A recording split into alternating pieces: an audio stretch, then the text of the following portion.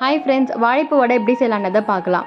வாழைப்பூவை clean பண்ணி எடுத்துக்கலாம். அதுக்கு இந்த பேப்பர் மாதிரி இருக்கிறதையும் ஒயிட் ஸ்டிக்கையும் எல்லா வாழைப்பூலேருந்தும் ரிமூவ் பண்ணிவிட்டு அதை ஃபைன் சாப் பண்ணி ஒரு பவுலில் சேர்த்துக்கலாம்.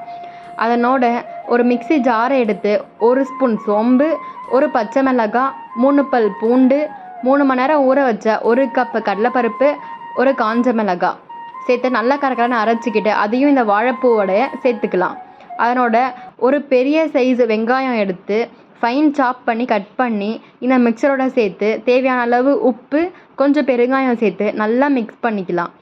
இப்போது வடை தட்ட போகிறோம். அதுக்கு கையாலேயே உருண்டை பிடிச்சி ஒரு தட்டு தட்டினீங்கன்னா மேலையும் கீழையும் வடை ஷேப் வந்துடும்.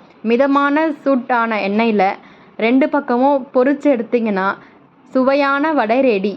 இதை ட்ரை பண்ணி பார்த்துட்டு டேஸ்ட் எப்படி இருக்குன்னு கமெண்ட் பண்ணுங்கள். Subscribe to our channel. Thank you.